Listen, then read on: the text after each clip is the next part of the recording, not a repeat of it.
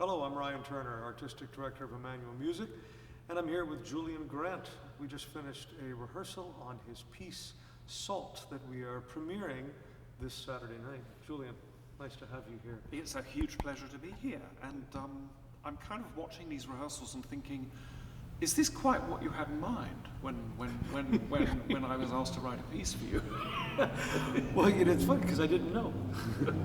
So this piece was commissioned actually originally by the Harvard Musical Association in honor of Emmanuel Music's 50th anniversary.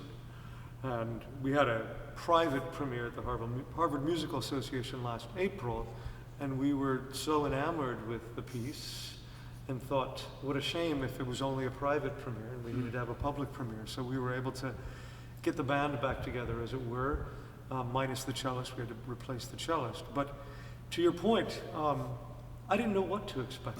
The idea was a chamber work, and I think truly what we received was it was supposed to be a 15 to 20 minute chamber work, I think. Yeah, 15 to 20 minutes, yes. So I think it's 25, actually. 25-minute chamber opera. I think we got a good deal. Can you tell us a bit about the premise of the piece? Well, when I was asked to write for a piano trio, piano, violin, cello, and 4 singers, and it was 15, 20 minutes, I was initially really stuck because I kind of thought it's not quite long enough to be a song cycle for all of those voices. And I kind of couldn't work out, it just immediately had to be dramatic.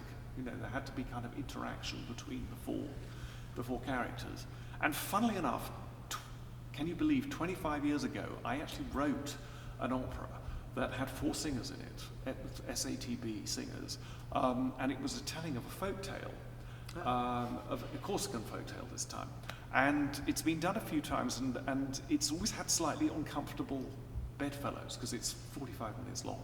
And so I kind of suddenly hit, this is close enough that this could make a good double bill. So what you kind of got is the sort of fun half of the double bill, and that's how I kind of hit upon the idea of is it a cantata, is it an opera, is it a chamber work? And I kind of thought, well, it's kind of all three, and I guess I do find myself using the word concert opera quite a lot, because it just is. It's sort of telling a story. Now, in the score, you call it a saga. A saga, yes, because I didn't want to kind of hem myself in. So yes, it is a sort of saga. So anyway, I took this Russian folk tale that I found, which kind of puzzled me because it's sort of really inconsequential. It's a sort of shaggy dog story. Do you have that expression in America? Shaggy dog story? No, yeah. Yes, it sort of starts and you think it's about this, and then suddenly it kind of goes off and does something, really odd.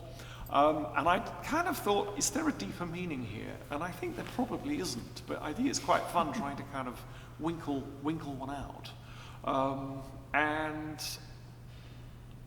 I just thought it was a fun story, so the music kind of started suggesting itself to me.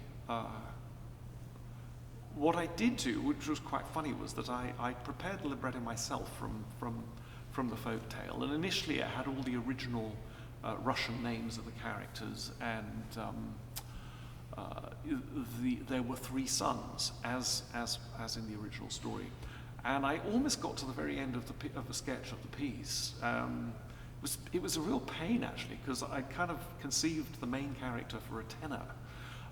So I had to kind of then go back and really sort of adjust and transpose and rewrite and everything, because I turned the son into a daughter.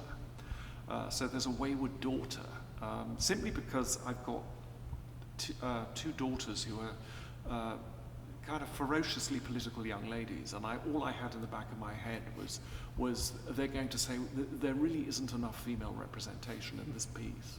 So therefore the son became a daughter.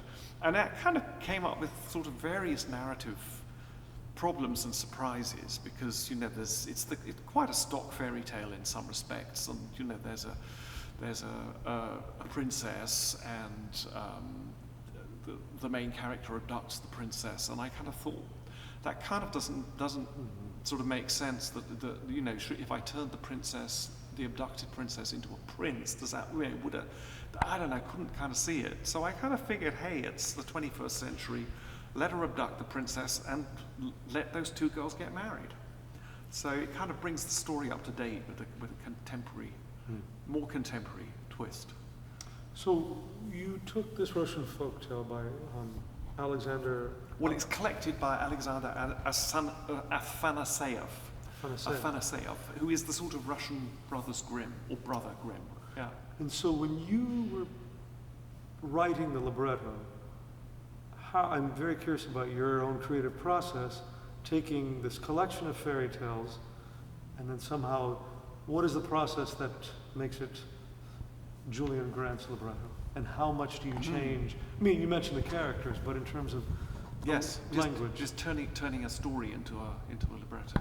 Yes. Yeah. Well, it was quite a talky story, so I started by just extracting all of the dialogue, and then seeing what needed to be filled in, and I used phrases from the original story. I was working with quite an elderly translation, so I sort of paraphrased the whole thing little bit by little bit. And then as I was writing the music, because I write quite a lot of opera, and I'm used to having somebody to scream at and to be screamed at by an irate writer, because you know it's very can be very kind of touch and go, these relationships. But it's kind of good because it's like, you know, it's salt in the wound, if I can use that.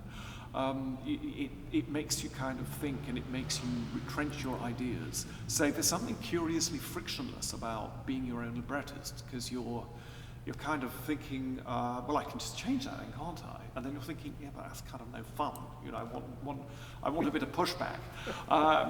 Anyway, that's how the libretto gradually evolved. And then as I wrote the music, I kind of thought, you know, that's an non-musical phrase, that's an awkward consonance.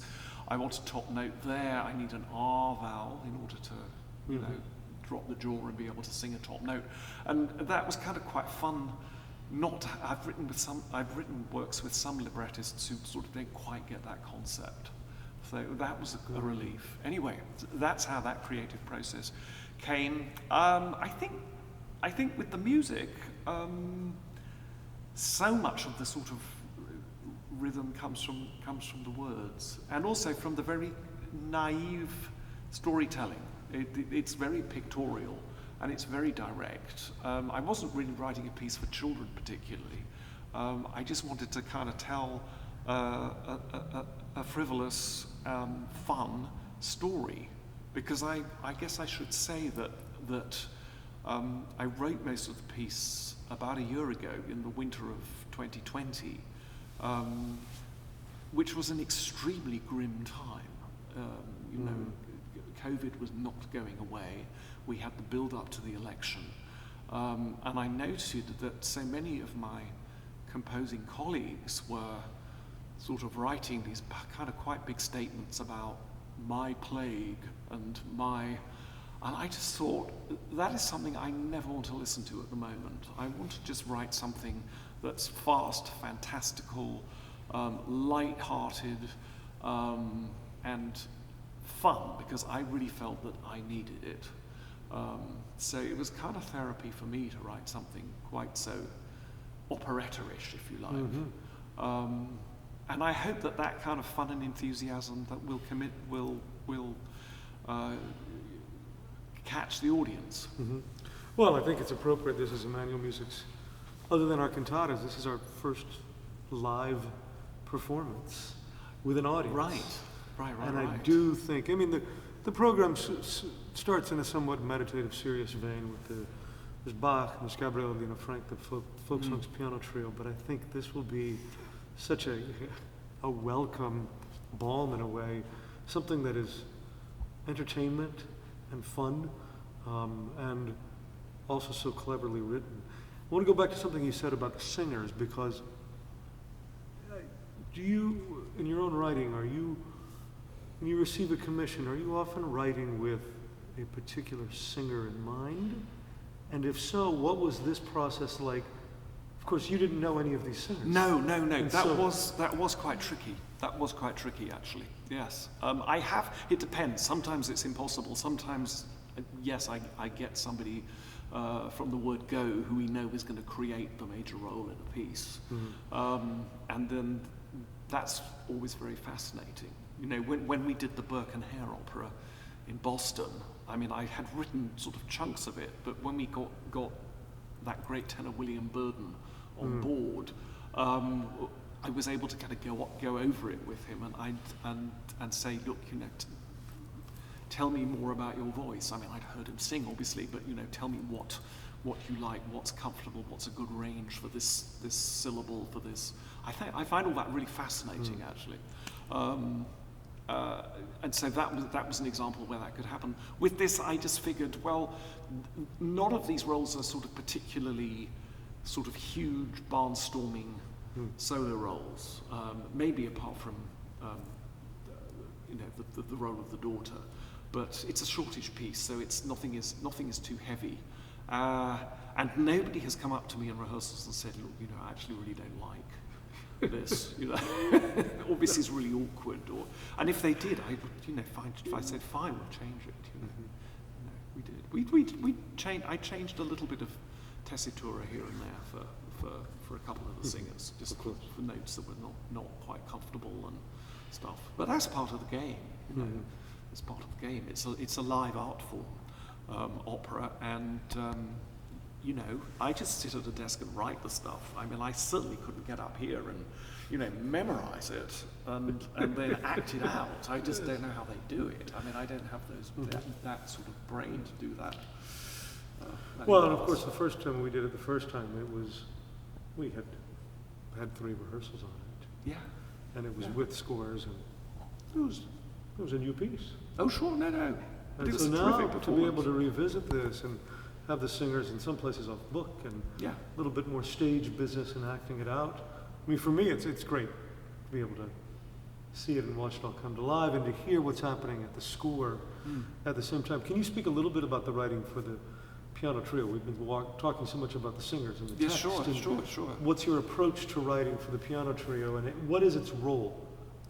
Well, its role is it's as I said, it's a naive piece and it's kind of illustrative in a way. So, you know, we just had a conversation, didn't we, about this little moment when I kind of said I couldn't resist the scene at sea, and I thought, well, it needs a seagull, so I stuck a kind of, you know, bloop bloop seagull moment in there. So it's been quite fun. I mean, it's sort of in a way I kind of always think of I do think of Richard Strauss, who kind of said I could set a laundry list to music and make it sound like a laundry list.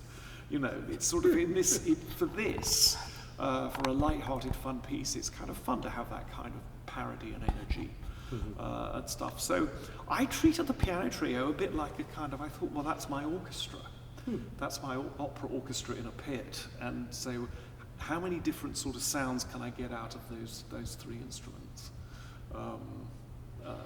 And I kind of like those kind of limitations. It's sort of fun, you know. Can I turn a violin into a seagull? Yeah, I can. Can I make the cello sound like a boat, kind of, you know, going through the waves? Can I? So that's how the piece kind of fell into place. Well, I imagine there's something in the creative process where you have these limited forces, yet you're trying to make this tremendous palette of sounds that, had you had a large orchestra, would be at your disposal. Sure. So instead, you know, you have to treat the instruments in different ways and find new colors. Well, that's the kind of fun part, and also it matches in with the aesthetic of the whole piece, because it really is it's this huge narrative story with all kinds of characters in it, and it's told by just 4 people. So if you had a big orchestra, it would make no sense. So you have the orchestra playing different characters. You've got the aesthetic of this. This is basically your opera experience, but it's just 7 people. You know, and that's kind of fun. I kind of like that. That sort of sets me alight when I'm writing. Indeed. Good. Well, this is fantastic to talk to you about. It's been a thrill rehearsing it. It's great to revisit the piece. It's wonderful to hear it again. Yes, it's wonderful. And it's sort of great to have such fantastic performers. I mean, it really is spirited, what I've been hearing. I'm loving it. Well, it's great having you in rehearsals, too, to be able to look back at you, ask you about balance, and talking about things, and it's alive. It's a living process. So definitely. Thank you for being with us. Yeah. And my pleasure. Do you honor on Saturday night? I think you probably will, yes. Absolutely. Great. Thank you. Thank you.